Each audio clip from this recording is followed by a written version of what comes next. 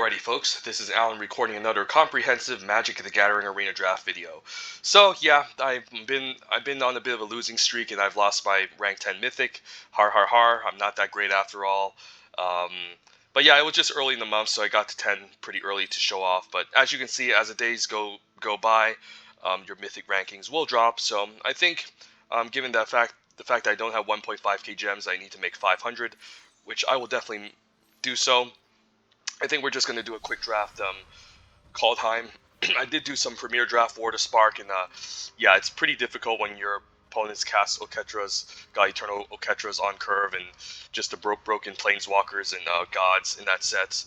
So it's not necessarily the most fair format, but it's quite fun.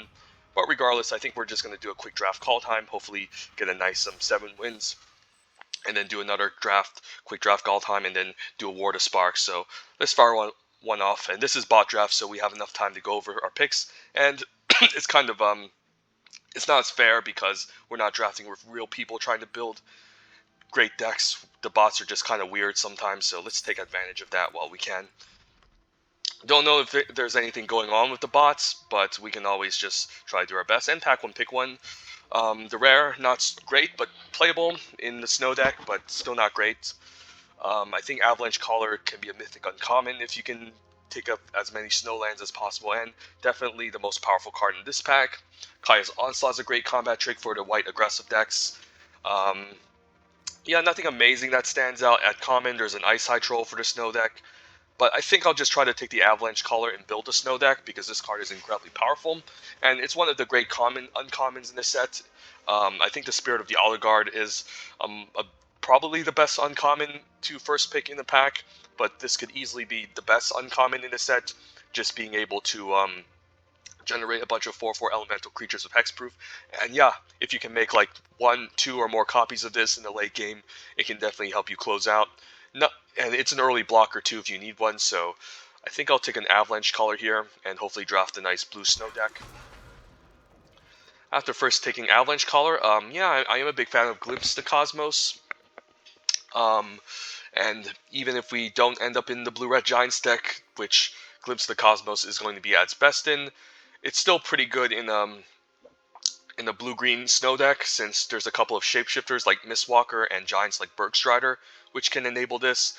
And, you know, at the very least, it's just a 2-mana sorcery, Anticipate.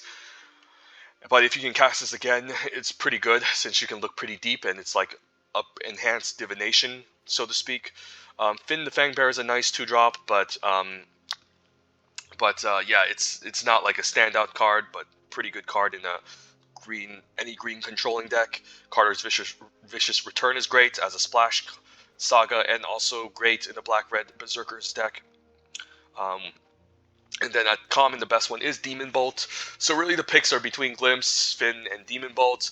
And Demon Bolt and Finn are the much more like speculative picks, whereas Glimpse can keep us in blue. And yeah, we do want to be committed since we do have a Avalanche Caller. But yeah, if it wasn't Glimpse, I would maybe take Demon Bolt.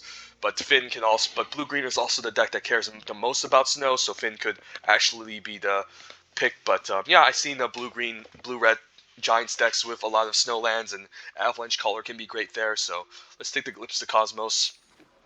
There's also Tuskegee Firewalker for the aggressive deck, but I don't think we're going to be there. Okay, so in this pack there's a Fearless Liberator, but we're not trying to be an aggressive beatdown deck. The best cards for us are Glittering Frost, Arctic Treeline, and Struggle for Skemfar. I think I like the Glittering Frost over the Arctic Treeline because it can allow us to splash, ramp, and fix for any color, whereas Arctic Treeline is a nice uncolored snowland for the green snow decks, but also kind of incentivize us to maybe splash towards white a little bit more, whereas the Glittering Frost can give us more flexibility. But I think the fact that Struggle for Skemfar is a much more powerful card than a card like Glittering Frost. I think we take it over to Glittering Frost because there's a chance we can always get one later. And just having removal, if you do end up in the blue-green snow deck, is much more key than the Glittering Frost. Like, if this option comes up again in the next pack, I would probably take the Glittering Frost over Struggle. But I think the Struggle here is just has a higher power level, so I think I'll take the Glittering Frost, even though it would help the Avalanche Collar here. But yeah, it's just too important to pick up removal if we end up in the blue-green snow deck, so I think I'll take the Struggle here instead. Now I'll take the Glittering Frost. There's also Woodland Chasm, and blue-green typically are the two colors that care the most about snow, but the third color is black, and for the most part, the best snow decks I think are going to be the blue-green Sultai. I mean the Sultai snow decks, where your base, your primary color is green, secondary color is blue, and the tertiary color is black. So Woodland Chasm is great, but I'm not going to take it over Glittering Frost here. Solid Coming is also quite nice to have as a fine counterspell. And I do like this card, but there's also Disdainful Stroke in the set. Though this is better than Disdainful Stroke, it's not a priority, whereas the Glittering Frost with an Avalanche Collar in the deck is a priority. But keep in mind, if we do use Avalanche Collar to make the Glittering Frost into a 2/2 and they trade off for it, it's not great, but I think we can always pick up more snow payoffs, which makes the Glittering Frost better. So yeah, let's take it here. And yeah, could take Priest. If we have a heavier amount of snowlands, this would be great. The best card in this pack is Bound in Gold. Could take Horizon Seeker as a fine 3-drop, which can help us find our snowlands and also splash. But there's also Highland Forest here, so I think it's really between these two over the Priest. I'm not sure if I want to splash red yet, even though this is a snowland. But I don't mind the Horizon Seeker as a fine 3-drop. And it fetches up a snowland, helps us splash. So it's a much more flexible option as opposed to the Highland Forest, which is a much more speculative pick. It's a great snowland for the deck, and I know we do have an Avalanche Collar, but I think the Horizon Seeker is close. If this was a Snow Forest, I would definitely take it over the Horizon Seeker. I mean, if it was just a single Snow Island or Snow Forest, I would take it, or even the Rhinewood Falls.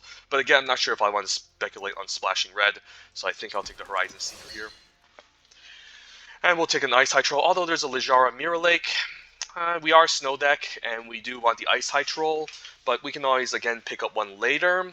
Whereas the Mirror Lake, if we're going to be in a blue-green deck, is just a free spell, at the very least. Like, if we do end up with too many playables, the land can help us just generate a creature and, you know, help us play our creatures as well in the early game. So I think I'm leaning towards the Mirror Lake over the Ice High Troll.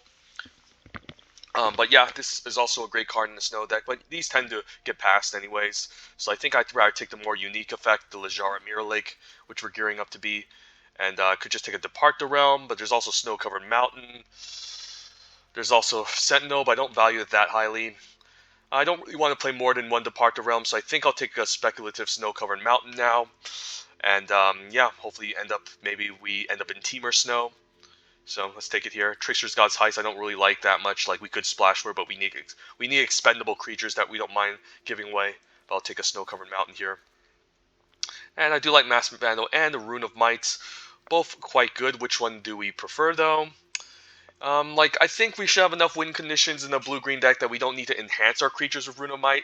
It's nice, like, for sure, getting a Rune Helm to attach the Rune of Might onto.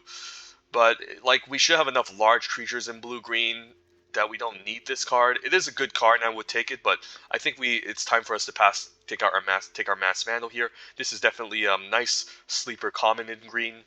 Early defensive 2-drop can enable our Glimpse of Freedom, so that's even better. And the utility is quite nice because there's a decent amount of powerful artifacts and enchantments that you don't mind exiling. And it's definitely better than Broken Wings, main decking of Broken Wings, because again, this comes in as a creature, and also exile so they can't recur the enchantment again. So, Mass Vandal, definitely a reason here to take over Rune, since, you know, we're not like an aggressive beatdown deck. It seems like we're more of a controlling build. We're trying to, like, just stall, gain card advantage, and then play out our powerful snow payoff cards in the late game, and close out the game there, whereas the Rune of Might wants to be in a much more aggressive deck, maybe in a green-white build or green-red build. But I'll take a Mass Vandal here. There's another Snow-Covered Mountain. There's also another Mass Vandal. By taking a Snow-Covered Mountain here, we might be committing more into Temur. But overall, I don't really need a second Mass Vandal, so I think I'll take a Snow-Covered Mountain. Like, I wouldn't mind playing 2 copies, but it can be kind of excessive. But whereas a Snow-Covered Mountain could maybe enable a red splash. It's still speculative. We might not play the second copy, but if we pick up Path to the World Tree, it does help getting all these off-color snowlands. And then, in case I end up red-green, I guess I'll take a random Cinderheart Giant. I don't think Undersea Invader is good at all. Okay, red-green could be open, so there's an Asgard Cavalry. But yeah, with two of these first blue picks, I think we're still locked in the blue-green. Like, blue could be cut off from our right-hand side, but it can still be a fine secondary color if we cut off it enough in the next pack. Even the late Cravenhoke, okay. Alright, so it does seem like maybe green-red is more open. But again, I think we're kind of still going to try to cut off blue, because it's not like any of these red cards are exceptional. Doomscar is quite powerful, but it's going to be a little bit ambitious to splash for. Best cards out of this pack: Boreal Outrider and Guardian Gladewalker for us. I think pack one, pick one, I would take Doomscar. It's better, even though white is not an aggressive deck. There's some controlling decks in white, like blue, white, blue, green, and black, white. Blue, white, and black, white that could use the Doomscar quite well. And again, in this set with a lot of fixing, you can definitely splash for this, but I think it's a little bit ambitious. I think as a snow deck, we just want the Boreal Outrider here. Since even though it requires a heavier amount of snowlands, which I'm hoping we can definitely pick up, it's definitely a great payoff for it. So I'll take it here and definitely make taking up those snow islands and snow forests a huge priority this pack. Okay, Spirit. I gotta take Spirit over Path of the World Tree and Bergstrider here. Path would be a little bit more ambitious. It's nice because it can fetch a snowland, and if you can get the whole 5-color going and activate it, it's like Cruel Ultimatum, but it's definitely a very difficult card to cast, but can be quite powerful. It's not game-winning it can be game-winning, but it's not like a slam dunk, whereas Spirit of the Outer Guard can help us fetch a snowland, and it's also great payoff for snow. So I think it's a pick here, and pack one, pick one, I would take Spirit over Path. If Spirit wasn't in this pack, I would maybe lean towards actually Behold the Multiverse here as the best blue common. But there's also something to be said about the Volatile Fjorge, but we're not taking over Spirit of Outer Guard. Okay, I don't really like a snow-covered plains, but there's a chance we can wheel a Path to the World Tree and it can be fine. We currently don't have too much snowlands for the Priest, unfortunately, so I don't even know if I want to take it here.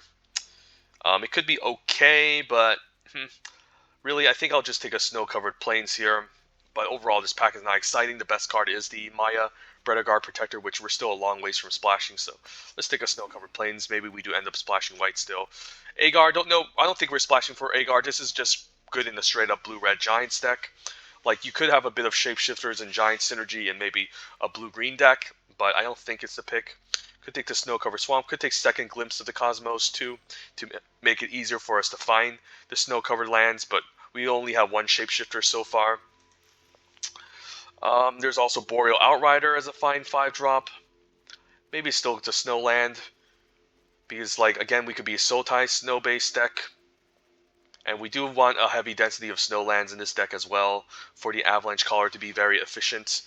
But yeah, Glimpse, Outrider could be decent, but I think it's still the Snowland here. I mean, over Second Glimpse, it is really tempting. Because, again, the Glimpse can also help us find the Snowlands, and, you know, yeah, I would probably take Glimpse over Outrider, but the Snowland's also tempting, but... Alright, let's take the Glimpse. I'm not sure yet, and for sure we could be taking the Glittering Frost or the Ice Tunnel here. Argy Raven is third choice, so which one do we want?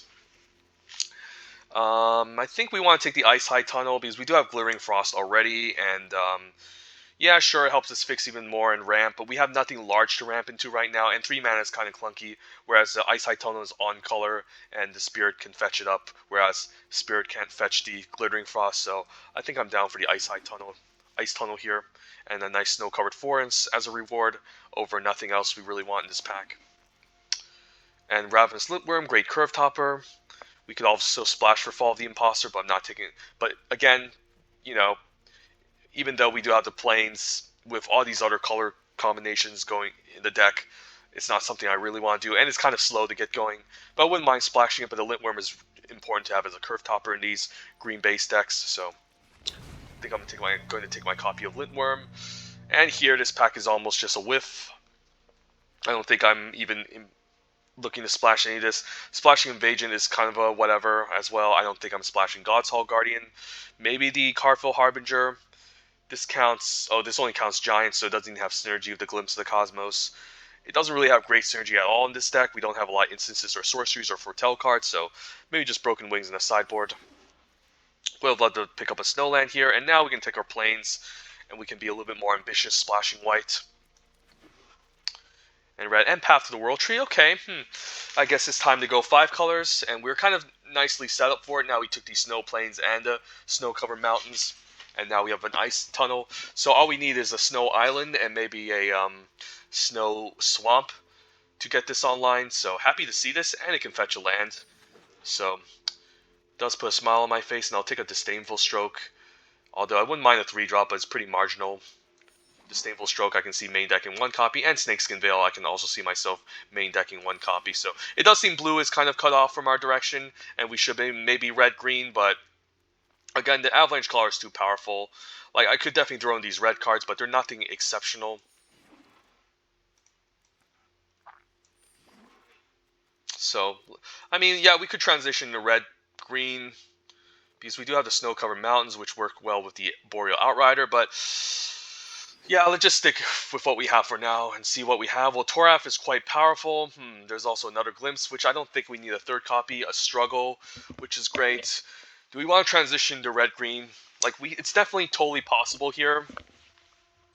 Like, the only reason we're in blue is because of the Avalanche and the double Glimpse of the Cosmos, and we're not even sure if we're going to cast a 2nd Glimpse. The more flexible choice would be Struggle or the snow-covered island, but Toralf is pretty darn nice.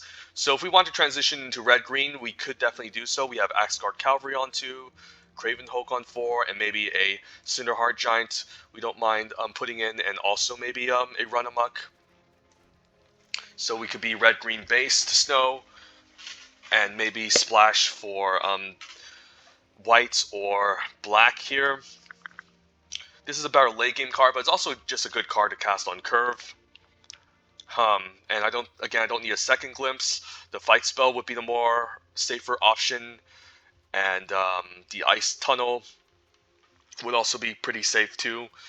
But Toralf is definitely a bomb, and if we can get to the late game and constantly equip and re-equip the Hammer, it's quite nice. And again, it does seem like red was relatively open in our first pack, so I think I'll transition to red-green. Like, I guess picking up these Glimpses of the Cosmos aren't great, but I think I'm willing to give a shot, since blue did seem relatively cut off, and our Avalanche Caller now I'm regretting picking up the Avalanche Caller. So hopefully this isn't a miss, because otherwise maybe I would have taken Struggle out of this pack.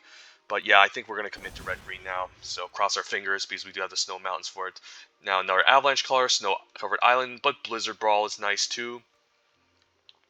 Like, now we took the Avalanche Caller out in the deck. We don't really need to focus that much into snow. Like, we do have some snow synergies, but now we can just be a nice red-green beatdown deck with some great snow synergies, and like our path can still like search up our other colors to activate. So I think I like the Blizzard Brawl over the Snow-Covered Island, which I also don't mind. But yeah, it keeps us in green, so it's still pretty good. And Arnie slays a troll over Packmate. Is that wrong? Taking Arnie slays a troll over Packmate. I mean, they're both pretty powerful cards.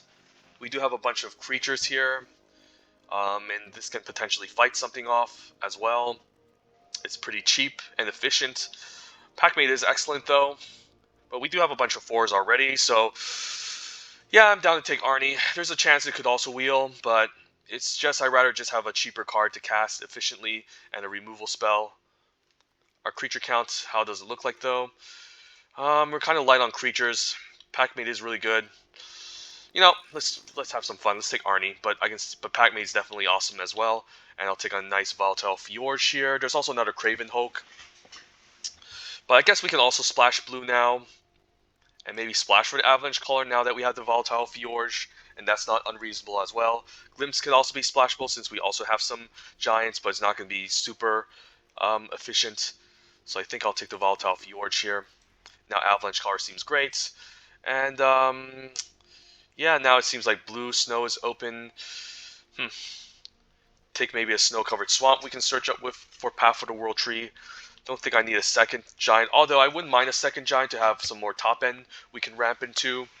I think it definitely beats the Dwarven reinforcements. Yeah, let's take a 2nd one, because we are again lacking creatures, and we have a lot of snowlands. 1, 2, 3, 4, 5, 6, 7, 8. So we definitely need playables, so I think I'm down to take the 2nd Cinderheart Giant. 2nd Lintworm over the Craven Hoke. It has to be better than the Craven Hoke. So maybe I don't play the second Cinderheart Giant, but that's fine. And I could actually see myself playing Jasper Sentinel, although there's a Replicating Ring, which I think might be better. For a deck, since we're trying to do Path to the World Tree, that's quite nice, but there's something to be said also about the Jasper Sentinel as a 1-drop, too. And just having this on for 1 mana is quite efficient. So I think I'm down taking it over Replicating Ring. And then none of this matters. I highly doubt it. Maybe we run some Run-Amucks and we want to be more aggressive. Tempo-based deck. Don't think I like the Fearless Pup since we don't have many equipments, but maybe Mammoth Growth needs to make the cut. Recluse I do like seeing, even though it's kind of filler. It's nice to have in these types of decks. Okay, so we are Temur, splashing the Avalanche Caller and the Snow-Covered Plains. Okay. Alright, so we don't, like, Blue-Red doesn't care about heavy density of Snowlands, but Avalanche Caller does. So it's going to be really important to see how we want to make our mana base. And we are lacking playables, so I guess we just throw in both Run-Amucks. And then, yeah, we just throw in both Run-Amucks. And maybe we run 18 lands for the Cinderheart Giant. What happened to our Cinderheart Giants? Where are they? Here? What the hell happened? Okay, let's just move it here. Okay, so let's see. We just want to activate Path. Our real snow payoffs are only the Avalanche Caller. Could throw in the Glimpse, actually, if we're going to splash for blue, which is probably the right choice to do. Since we do have some, we do have a Shapeshifter, a Hulk, and a double Cinderheart Giant, so I can actually see that happening. And I think it's 17 lands with what we have, because we do have some ramp. And I don't really want to, yeah, and we have ways to search up our lands. And I don't really want to flood here with this deck, although I don't mind flooding, since this is also 7-drop. So maybe I could just cut 1 Run-Amuck, because we are more aggressively skewed. So 1 Run-Amuck can go and we can run 18 lands, and that might just be better. Here, I don't mind a Mirror Lake. So the mana base is going to be a little bit sketchy here. The question is, how many Snowlands do we actually want in this type of deck? Like, I don't really like to have all these snow-covered plains because they don't make sense. So I could maybe cut 1 off. And then for the green sources, how many green do we need? A lot. Maybe 9, 10 sources of green. So 5, 6. We also have the Lejar Mirror Lake, which also wants to activate green forest. So 5, 6, maybe add 3 more forest. Or even go 10.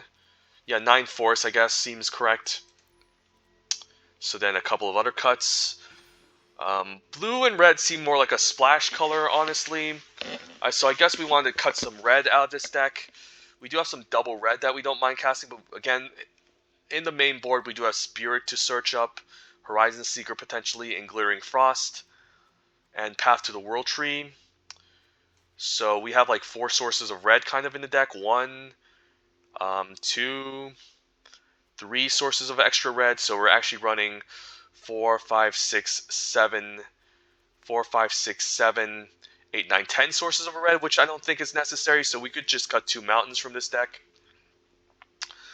The white is a little bit weird in this deck too. We could use it to splash a God's Hall Guardian, since we are running these snow-covered plains, which aren't doing much in this type of deck. But it's kind of bad, honestly. I think it's a pretty poor card to be playing in this type of deck. So these are mostly going to be colorless snowlands. I could just cut 1. I mean, yeah, if we're going to be casting Path to the World Tree, maybe we just don't play the extra snowlands, which kind of sucks with the Avalanche Caller, honestly, but we could just have enough to close out with this, with the Avalanche Caller. So 1, 2, 3, 4, 5, 6, 7. Yeah, I think we want 7 snowlands plus 8 with the Glittering Frost. But it is kind of bad here, I have to say. So 1, 2, 3, 4, 5. 1, 2, 3, 4, 5, and then 6, 7, 8. Yeah, I think this is fine since we do have some red sources. In terms of the blue sources, we don't need that much blue. 1, 2. I don't like the Mirror Lake though, because we can't search it up, and it's not basic island. So maybe we do cut the snow-covered plains for a basic island here, as much as I hate to do so.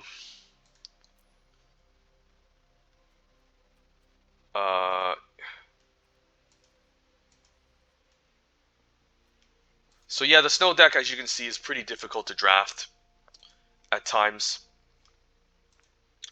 And this is still 18 lands, so 1, 2, 3, 4, 4 blue sources. Yeah, we have more than enough blue sources. But I think I still need my island to search up. I also need my swamp to search up with Path to the World Tree. So how ambitious can we get in this deck? I mean, we do have Glittering Frost. We do want to go 5 colors to activate Path eventually, but we do have Jasper Sentinel. I forgot, Jasper Sentinel can also fix, so I'm wrong about that. So we actually have 1, maybe 2, 3, 4, 5 sources to search up. So it's 1, 2, 3, 4, 5, 10 sources of red already in this deck. So I could see actually cutting a mountain, believe it or not, and then adding in a swamp. Because I don't know if I can go down 9 green sources, honestly, in this type of deck. So then we have every single rainbow color to search up to activate Path to the World Tree. Yeah, I think we have to go for this type of plan. It's going to be a little bit difficult to really make this work, though. Red, we do want to sometimes cast early. Blue as well, but we're mostly just like kind of mono green with a bit of a red splash, blue splash as well, and then we're throwing in the other random lands just to enable Path to the World Tree. So I guess it's fine, but it is kind of sketchy. Could also just cut the Mirror Lake, but I do like the Mirror Lake activation to just copy a creature in the late game. If it comes down to that, it can be quite nice.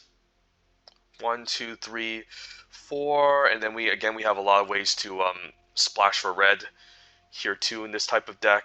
And Cinderheart Giant is like a 7-drop, and again I think it's 18 lands because we really want to get to 7 mana to activate Path and cast our Ravenous Lintworms and the Cinderheart Giants.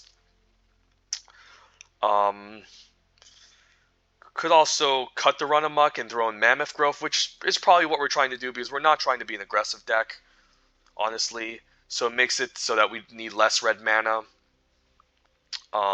Could also throw in a Broken Wings, of course, because we could be weak to flyers as well, which is also quite nice. I mean, not nice, sorry. But Mammoth Growth is also nice with our large creatures that are trying to slam through. But it's not great if we don't have any creatures. Broken Wings is still kind of meh. How do we deal with flyers? We have a fight spell. We have Toralf, but that's quite expensive. And Toralf is still 6 mana to just use over and over again to loop. So, yeah. Yeah, maybe the Mammoth Growth can go, and we might just throw in the sideboard Broken Wings, actually, which could be main deckable, because I can see ourselves losing the flyers in this type of deck. And again, there's a bunch of reasonable artifacts or enchantments we don't mind killing. I could actually main deck the Invoke the Divine. Actually, no, this deals with flyers, so it's even better. So never mind. So 9 green sources. Could even run 10. But then I would have to cut maybe a snow-covered plains. Actually, a swamp, maybe. Yeah, we probably don't need the swamp. Like, I would mind, the Spirit can still search up the Ice Tunnel. The Glittering Frost can still splash for black. This Jaspera Sentinel can still splash for black. So maybe we just want to go 10 green sources instead, because I really think we need green in this deck if we're even going to reliably cast our spells. 1, 2, 3, 4 red sources, I guess. The Mirror Lake is a nice spell land, so I think I like it. An island we can search up at least. Yeah, this seems fine. Okay, it's a little bit iffy, but we'll try this. We'll try this.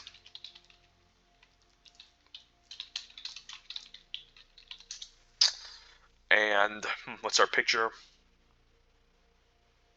Don't really have a poster boy. I guess Path. Okay. As long as we can get to the late game and get all 5 colors, we're good. So we definitely want to keep a nice hand with a lot of land.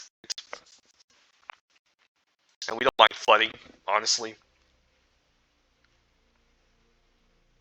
And I like Broken Wings too. It can deal with annoying artifacts or enchantments.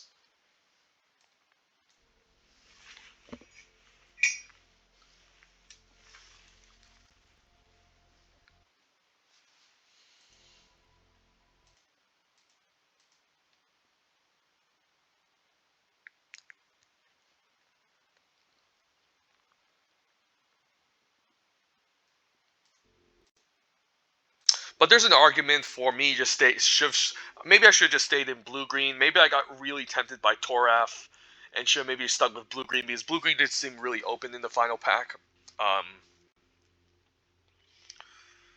And I could have had a pack mate instead. So maybe I just should just commit into blue green. I was a little bit too flexible in the third back, but I'm still gonna try this out and hopefully maybe get enough wins. But yeah, maybe this draft isn't the best. And I should have just stuck with blue green and just stayed on color because it's still kind of iffy.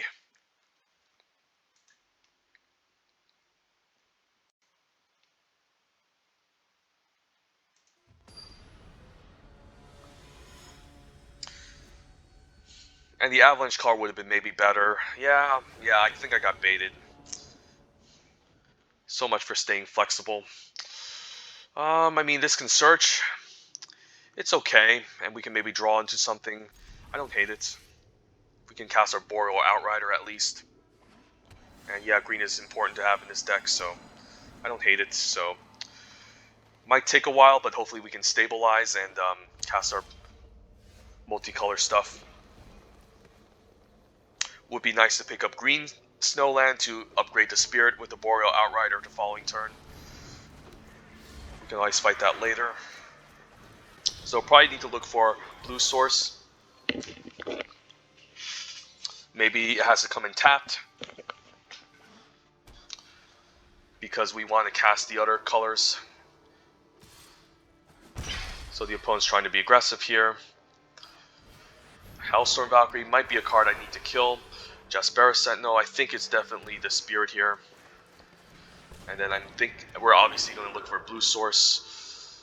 We're probably not going to cast the blue source. The Volatile Fjords is nice. I mean, we do have more red in the deck, so I guess the Fjords makes sense. And I could just attack and offer to trade, which I don't mind. Because I do need to race them, and this is totally fine. So yeah. We can activate the Spirit. We can fight with the Spirit maybe next turn. Kill the Hellstorm Valkyrie. Yeah, probably going to do that. Because he's most likely going to pump in gain life. And, yep. Another rune. Okay, these runes are annoying, so I just need to kill his flyers and I should be fine. But this is a lot of damage, so it's going to be a little bit hard to race, but okay. Yeah, I'm going to play a Snow Permanent here. So then our Blizzard Brawls can give us Indestructible. And I can still play a Jaspera Sentinel. And then Blizzard Brawl. Doesn't really matter what I fight with. Not really. Just fight with the Spirit because it's a safer choice. And we'll attack. And then I can still cast Lintworm. Could get out Avalanche Color. Could Glimpse. Don't think I'm blocking this. I could also use this to jump eventually. So yeah, I think we could maybe stabilize here. We'll see. But more flyers, so we definitely need to find some answers. I guess I can maybe absorb 4, play the Lintworm. Could also just Glimpse here. Maybe I'd rather tap a creature for Glimpse, but that doesn't seem great.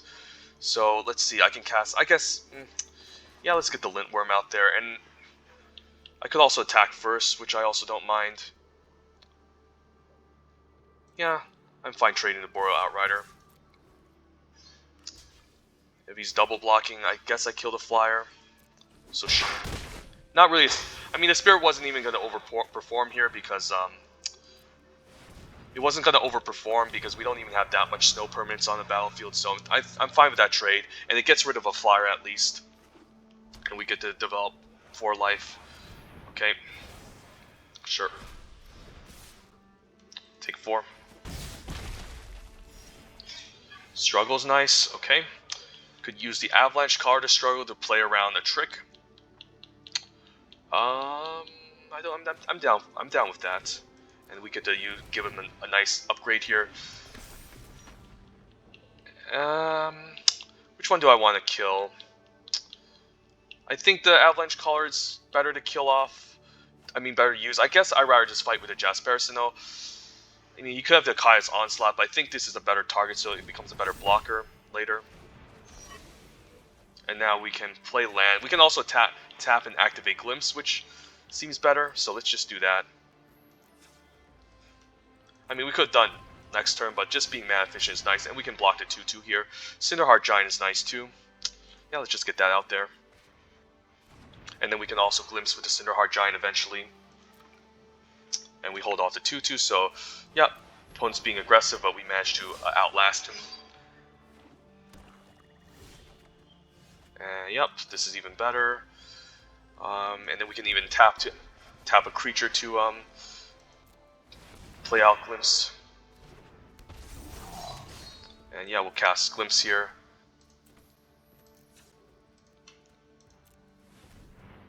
And get Arnie Slays the Troll.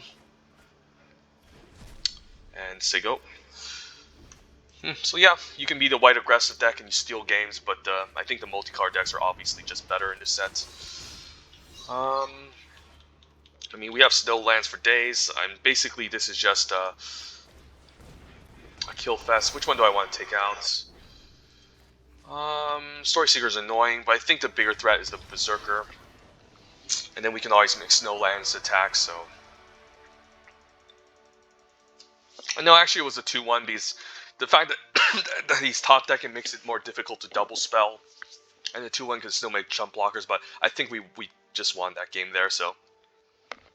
Yep, just survive, get to the late game, play our multicolor stuff, and we should be fine.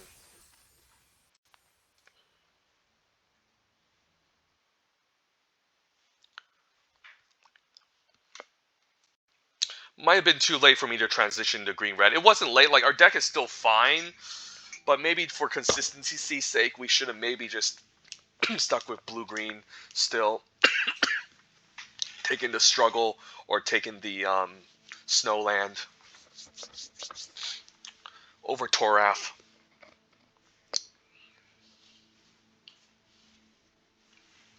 But you live, you learn.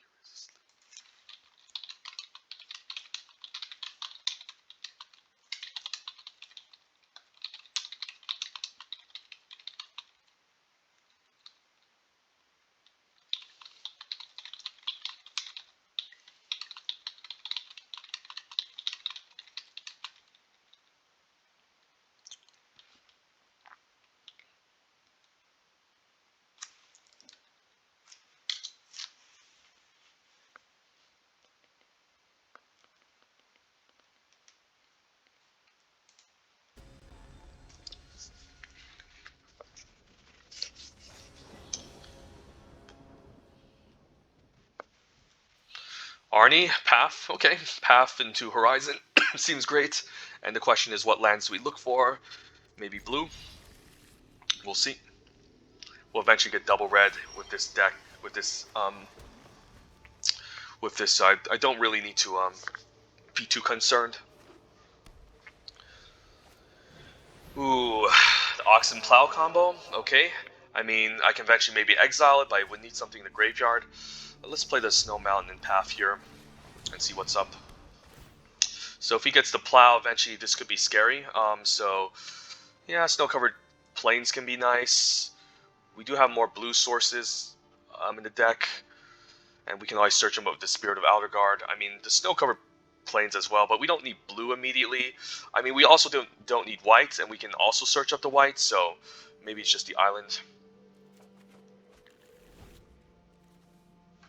Get our 3-color madness going. And I might just play Glittering Frost over Horizon Seeker because I don't really want to spend 2 mana to boast. But if he does play a Plow, I will play Horizon Seeker and maybe offer to trade. So then I can at least exile the Plow. But we'll see. Okay, just Vega. Vega's quite scary. Don't really have any good targets to fight with. but it is really scary. Yeah, we just don't have any large creatures to fight with to take out Vega, so maybe the game plan is to ramp towards the path and kill Vega as an activation, or ramp towards Cinderheart Giant to fight. So I think I'm down for that. Let's enchant our forest because we have more green than anything. So 1, 2, 3, 4, 5. We'll have 5, and we can eventually just hopefully ramp it and get Vega going. But this is pretty scary if we can just generate a ton of card advantage with this. And he mills a Doomscar. That's kind of unfortunate. This is a great card to foretell. Blizzard Brawl. How many snow permanents? 1, 2. I guess the snowlands also count as a snow permanent, if I have to imagine. So this is a snowland, this is a snow permanent, and this is a snow permanent. So we can kill Vega here, which is quite awesome. So I don't mind I think I'm down to just do that. Just Horizon Seeker, Blizzard Brawl, Vega.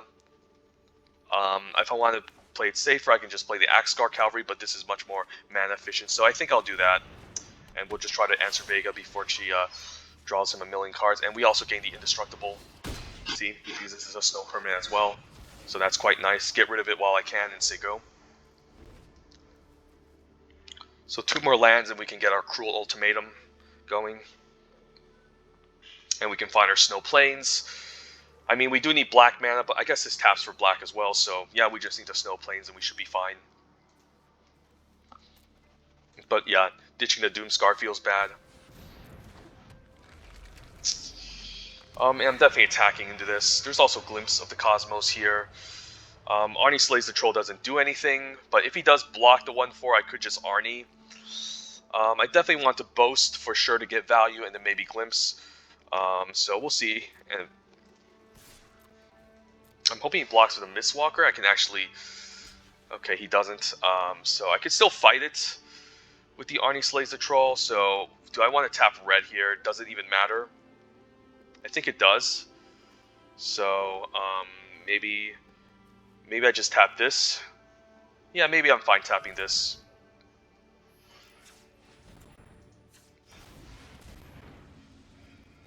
Could have a trick here, which I'm also fine with him having. Let's not mess up and get the snow-covered plains. And I could just fight to kill this off. I mean, at the very least, it just looks like a random ground blocker, so I'm not really concerned about this that much, and I'd rather maybe fight something else in the future. So I think I'm going to Glimpse first here, and then maybe play the Axguard Cavalry. Maybe find my black source. Ooh, Toralf, Avalanche Caller. How good is Avalanche Caller? 1, 2, 3 Snowlands. Maybe it's not that great. I think Toralf is going to be pretty bonkers if we can get him down. And then do I play the weapon half, or do I play the Axguard Cavalry? The weapon half I can activate, but I would need to tap a creature. I think we just get the Axguard Cavalry out and just develop the board. And maybe surprise him with the Toralf Hammer. So it would cost a lot of red, right? Triple red. So maybe I should have played this out instead because it costs red to play, red to equip, red to unequip. So maybe I should have played the weapon half, but honestly, I don't even know if we're going to be playing this next turn. We might just play out the Cinderheart Giant instead. Take a couple hits from the Mistwalker. Don't mind if he activates it. That's totally fine. I think I should be able to stabilize. I mean, it's a lot of damage though. 4 is a lot. So I should be maybe concerned here. The Recluse can block it at least, and can even fight it with Arnie Slays the Troll. So this is a great time to use it.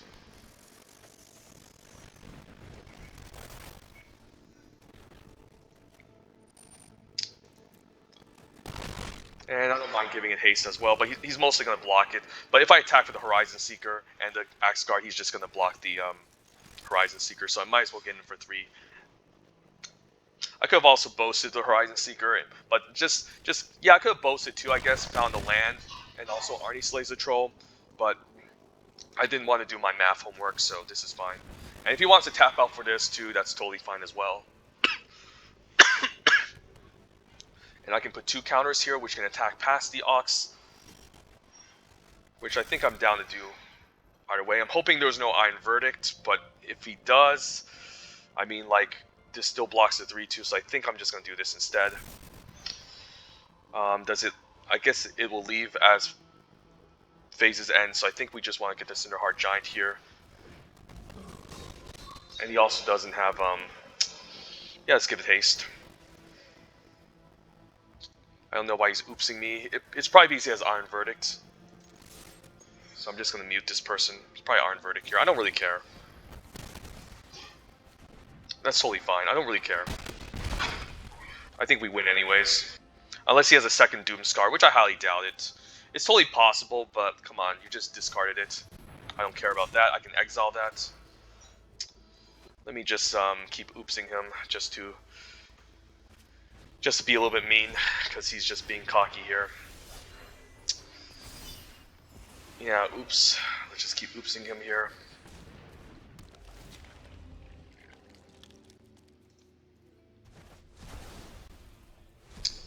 One, two, three, four, five. 1, 2, 3, 4, 5, 6. Don't have enough for 7. We can glimpse here. Litworm here. And yeah, I guess we can always play the weapon half. Let's just move to combat. I think I'm fine with this. We can still block my 3-2. I guess I'll just boast and get boast value while I can. Thin out the deck. We can use an snow-covered mountain as well.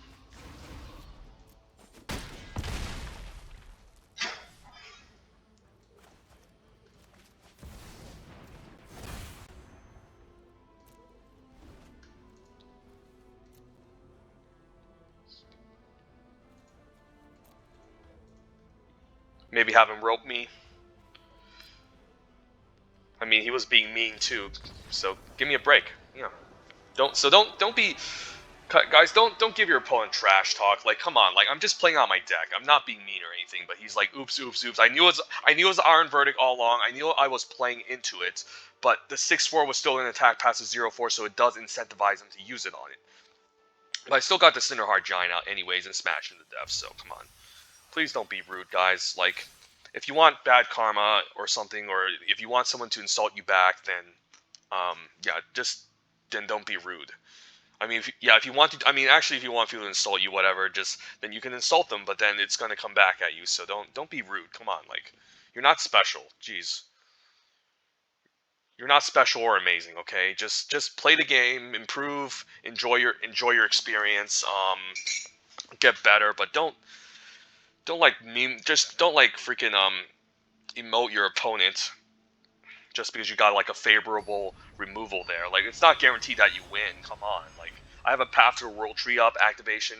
I fought off your freaking Mistwalker. I even hasted out a 7/6, so the trash talking just doesn't work. I'm sorry. Well, I mean, we just need a plains. We have a curve. Toralf. We can maybe cast Toralf on curve. It's all right. But I'd like to get these tap lands down in this type of deck, so I think I'm down. We can get run over by aggro too, but so what? It does happen. Yeah, just get this down. Could play the weapon half, but we just want to play the tap lands, of course. We don't have to show them the weapon yet. So blue-green snow deck. Okay, Finn, that's a nice 2-drop. Hopefully we can snipe that later, or at least trade it off with the Recluse, which I'm totally fine with as well. Hopefully we can take over the late game with the weapon and the Recluse and the Ravenous Worm. We'll play our filler 3-drop here. Oh, actually, should have played green. I messed this up, so I might as well play the hammer. So that's a huge misplay. Could have countered this. No. Maybe maybe he has a counter spell for this. But then he wouldn't counter any of these other cards. Yeah, I misplay. Should have played my snow-covered forest. Was a little bit too ambitious there, but this is fine. I'm hoping he doesn't kill me with poison. Like, there's not a lot of death poison and death touch in this set, so it's hard to really get to 10. But still, like, I definitely should have played off the snow-covered forest here, and might get punished now. Because he could just counter this now.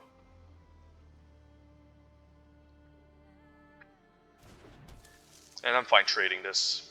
Just don't want the damage to add up. And I have better late game. Could see a bounce spell in the turn. Yep. So he could just finish me off with poison counter, since I could have baited this out much earlier. And this was a much more mana efficient play on turn 3. So he can definitely steal the game here if he has multiple removal spells and ways to interact. So yeah, hopefully I can do this. Ooh, Avalanche Caller, so I can double spell at least. So yeah, let's play out the Avalanche Caller. I also don't mind trading a land. If he wants to counter this, this is also fine. Okay, so now the Recluse can at least trade for the 1/3. I'm totally fine with that as well. We can get our Ravenous Lintworm out eventually. If he wants to use Bind the monster, sure. Maybe I'm fine trading the Lintworm for the 1/3. I'm hoping I don't, but okay, that's okay. And then I'm fine trading for the 1/3. I can also trade for a land to be very annoying, but the Death Touch is adding up, so I do need to be careful here. Okay, just passes the turn. I could just fight, but it wouldn't be a mana efficient turn. You could have Disdainful Stroke though, whereas Disdainful Stroke doesn't interact with the Glowstone Recluse as well, but yeah, this is hard. He probably has Stroke. I feel like this is a type of opponent that will have Stroke up. So maybe I'm fine fighting off the Avalanche Caller here. But it would be pretty bad if this keeps connecting. I can also sacrifice the land. But either way, I think I have to play into it. So let's pray. And if it gets countered, I still have the 4/3 back. Yeah, thank God this resolved. Okay. And I'm fine even trading the Lintworm for the 1/3 at this stage of the game. But the opponent is missing his land drops. Frost Augur. Alright, Jaspera Sentinel looks pretty nice. Again, I need to play red to equip, and then unequip. Actually, I don't mind actually using the Toralf's Hammer and equipping this turn. I can also sacrifice the Mirror Lake and make another Ravenous Lintworm to have more blockers. But I'm actually down to get this Jaspera Sentinel down. Maybe just play Arnie Slays the Troll.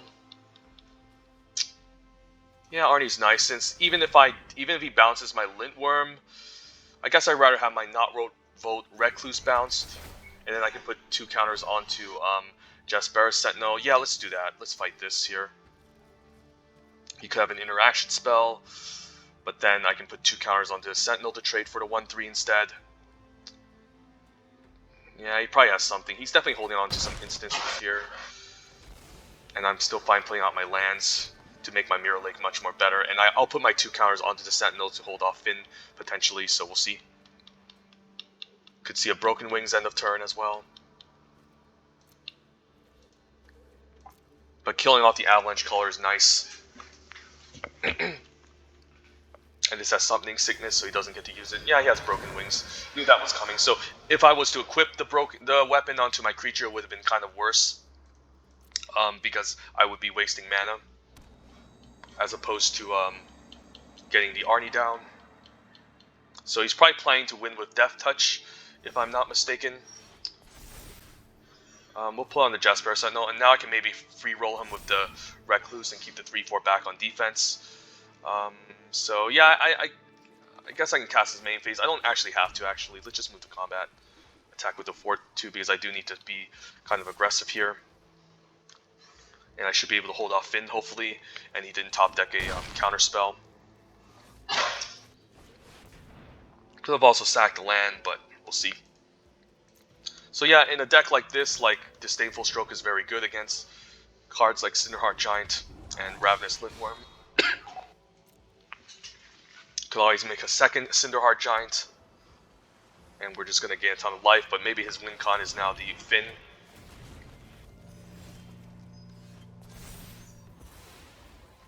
Yeah, we'll activate this.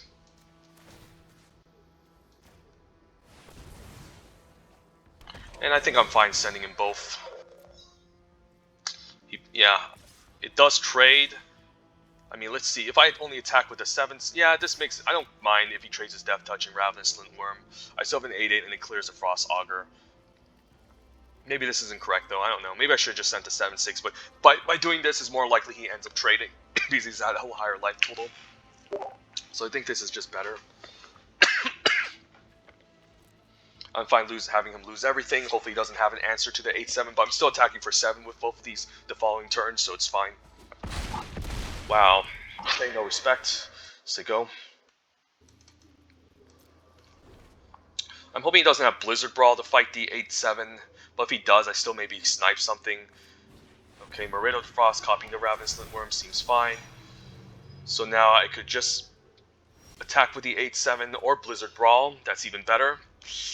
Yeah, why not? And what do I want to fight with? I guess I'd rather fight with the indestructible. I mean, the 7/6 or the 8/7. So then he might be forced to double block the 8/7 instead.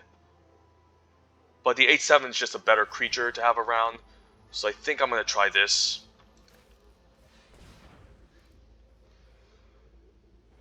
And hopefully, I mean, he can't depart the realm here unless he foretold. So by doing so, now I can free roll him with this one, and then attack with the other Cinderheart Giant. But yeah,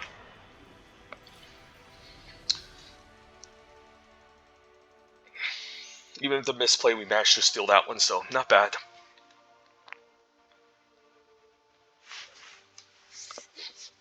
And we didn't even get to activate Toralf at all, so maybe I should have just stuck with blue-green, honestly.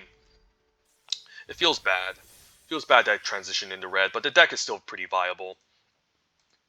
But I still think maybe we should have been blue-green, maybe splashing red.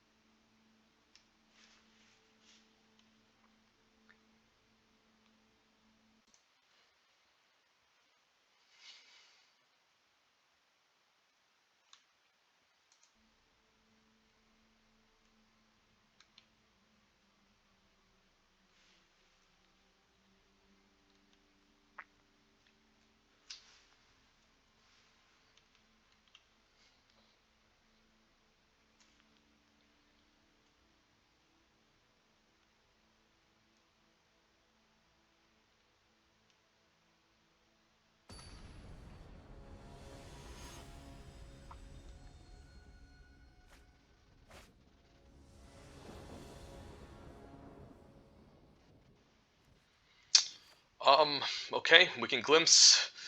Set up a Horizon Seeker, seems fine.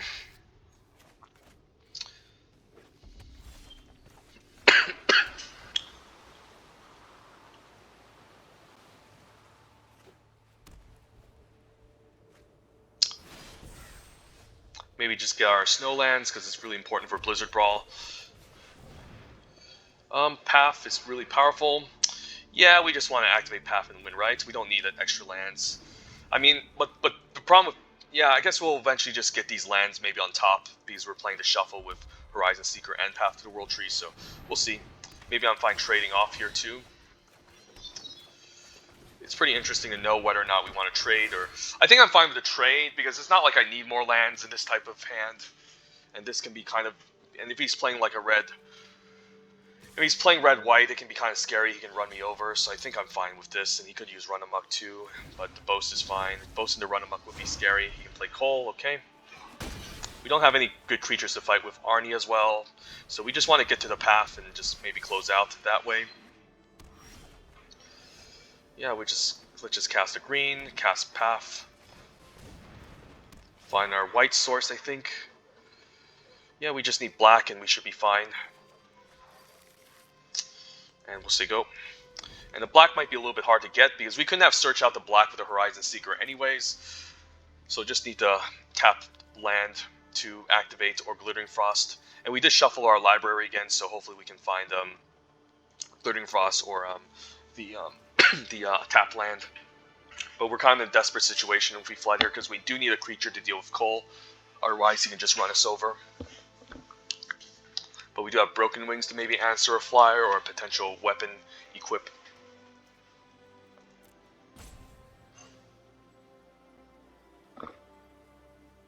Lintworm would be nice. A lot of great top decks that can help us stabilize and just win the late game. And there's also Spirit of the Outer Guard, which would also be pretty amazing too. But red-white aggro is also strong.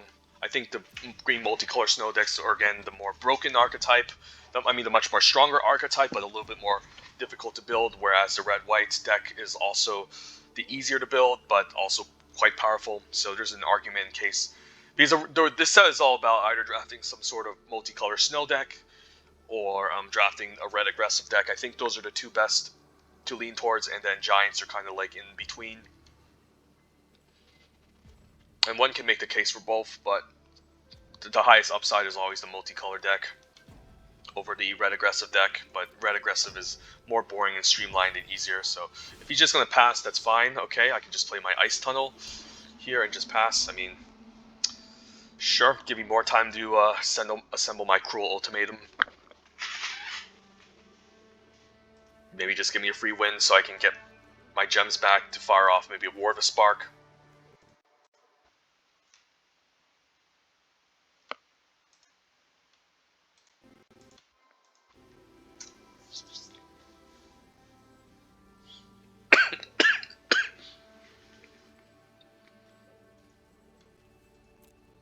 But that was a pretty neat top deck.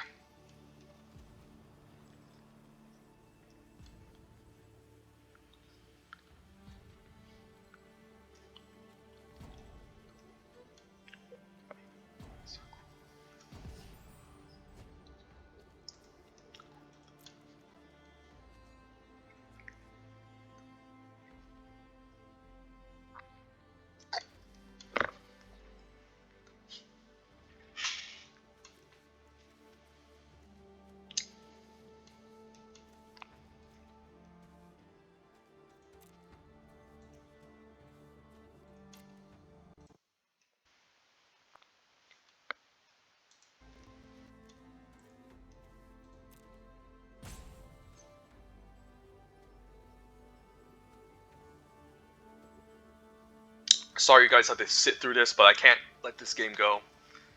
Need my wins, need my gems.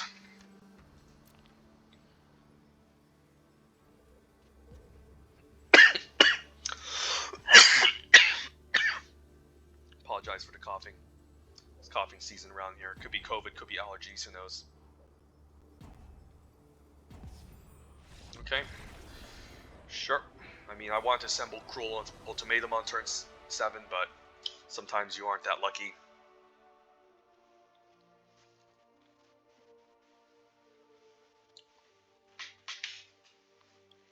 But we might have another draft doing Kaldheim since we're at 5k.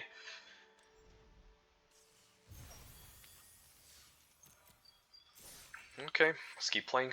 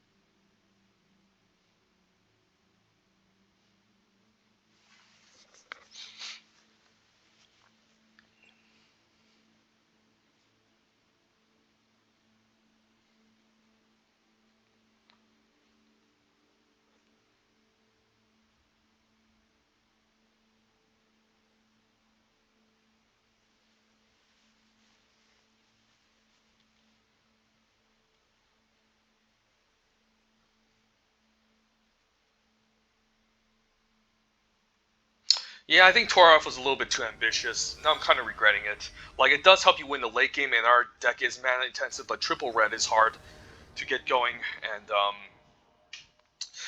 yeah, it's just not easy to cast. But I'll definitely keep this hand. It looks amazing with all these snowlands and glittering frost, so it's almost like a constructed deck. This deck would be much more amazing if we had a single copy of Sculptor Winner, but I can't complain.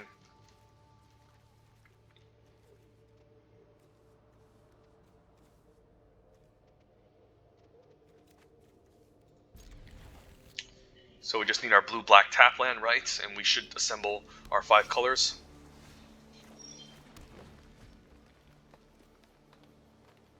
Just going to play this on turn 2 to potentially trade for something. And play defense. Ooh, the plow. Okay. I mean, the opponent's doing it. Let's see a turn 3 Ox. And I might be inclined to just throw my Boreal Outrider in front of it if it was to happen. So hopefully no Ox or plow, because that would be scary. Ooh, he has it. Gotta congratulate him. Yep, I think we have to trade this off next turn because, yeah, it's gonna be too scary taking 6. Yeah, he assembled it, so it's definitely reasonable, possible. And triple white can help him foretell, which is even better. We can Blizzard Brawl, but not at instant speed, so yeah, let's play the Boreal Outrider. And I think I'm attacking here for 2. And then we can trade an Outrider, which doesn't feel great, but I think it's a necessary evil if we want to survive in this matchup. And I'll definitely trade here for the Colossal Plow. But if he just passes the turn, okay. That's actually not bad for me. Okay, I'd rather just play the Spirit of the Elder Guard here. And then it gets a counter. And then we can also just search up another Snowland. And I think we want our... I think we want to tap Snowland here. Although I could Glittering Frost, but I think we need blue sorted out. I don't know which is correct, tapped or untapped. So next one we're planning to play Glittering Frost, putting it on the land. We should have enough mana to do both Glimpse and Blizzard Brawl, so I think I'll take an Ice Tunnel. And then I don't want to give it haste, just say go. Keep everything back because Colossal Plow is quite scary. We can maybe get to our Cinderheart Giant and hopefully stabilize, but he's just using this to foretell. The Ox is neat, but yeah. Let's see. So it's probably Glittering Frost here into... Let's tap our mana like civilized people. Glittering Frost here into Glimpse of Freedom. I can also use a Blizzard Brawl on the 0/6, but I don't know if that's necessary. Although I can only pay 2 mana, so I think this is fine. And Struggle's nice, okay. And then we'll still say go.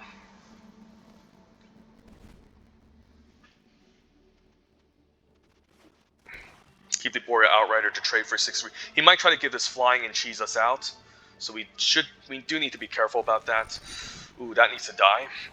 Okay, I'm definitely killing that next turn. So it would be a mistake not to kill it. Could play Cinderheart Giant, but then we would need to kill this. I don't mind the struggle here, although if I struggle, the Ox would still trade. So maybe I'm fine using the Blizzard Brawl for 1 mana, keeping up the struggle. Because the struggle can maybe eventually put a counter onto the Cinderheart Giant to attack past the Colossal Plow. So I think it's much more reasonable to just Blizzard Brawl here. And we can also attack with the Spirit of the Elder Guard too. But although it could enable him to attack with the Colossal Plow, so I don't know if I want that.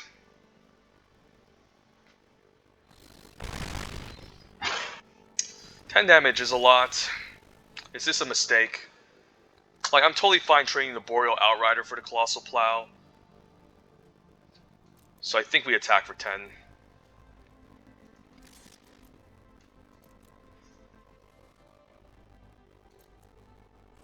And we will foretell a struggle, so maybe we can set up a next turn Cinderheart Giant. Struggle.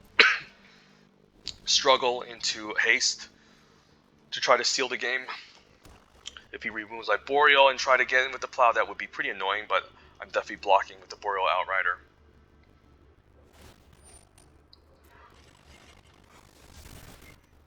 But this could be a mistake attacking. But I don't really like to trade with the plow here. I mean, trade with the spirit here. So yeah, we're going to let this resolve, and we're going to block with the outrider. I have to imagine. You could have a double strike trick, but yeah, this is a fine trade. The plow can be really scary. Like, I'm not a big fan of using the strategy, but it can definitely work. But it's not like a game-winning bomb or anything. Game-winning bomb combination. It still has its weaknesses. You have to be in two colors that aren't particularly amazing. I think I could also just fight with the spirit onto the 0/6, although fighting against Virja is also nice here. Okay. Double spelling. I'm hoping he doesn't have Iron Verdict, but he might, so I might want to struggle. Might not want to struggle, actually. Just give all my creatures haste. He could have Depart the Realm as well, which could be pretty annoying. Avalanche Color is nice. So what do we want to do here? Do we want to fight? I guess I don't mind fighting the Spirit, because if he does bounce it, I can recast it and get a Snowland, whereas a Cinderheart Giant is going to be much more expensive. So let's see. Yeah, we still have green mana. I think we struggle here and try to fight. And hopefully, if he uses... Okay, no Depart the Realm. That's even better. So Firja's now dead. I can cast a Cinderheart Giant. I can give it haste. And then I can attack with both. And this is not lethal. It's 15, but he might still be inclined to block here just to stay alive.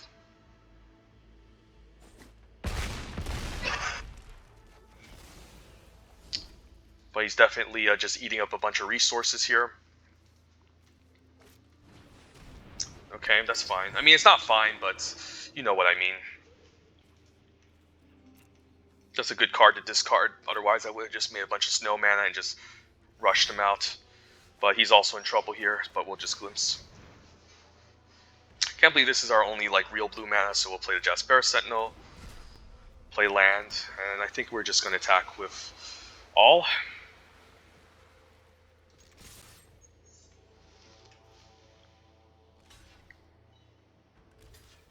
Could have a bounce trick or removal for the 7/6, but we'll see.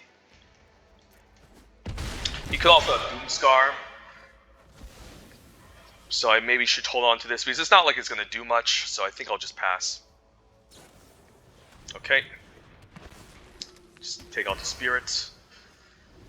So he just needs an answer to the 7/6, and hopefully he can maybe stabilize. But he's still pretty behind, I have to imagine. Lintworm is great. Yeah, let's cast a Lintworm and give haste, why not? And if he wants to counter it, so be it.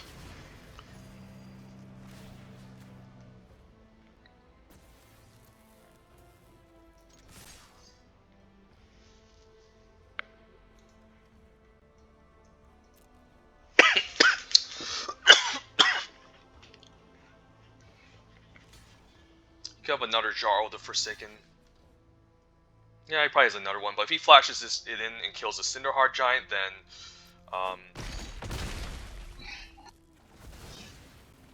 yeah, then the Jarl the Forsaken will also die. So yeah, if he does this to the Cinderheart Giant, it will also die. So that's a nice 2-for-1. And I should have maybe played out the Jaspera Sentinel because he's at 3 life. Hopefully no other 3-drop, but he is stabilizing quite nicely, although this can't really block the 6/6 efficiently. So I guess we can Arnie and hopefully just close out the game here.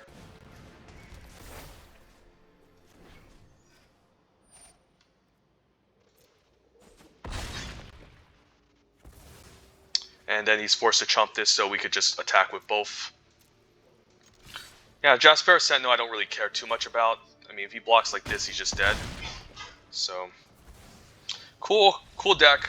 Has the black-white double spell synergy and has a cool plow that he managed to get out. But yeah, black-white's not a colored combination you want to be in. But I can see what he was trying to build there.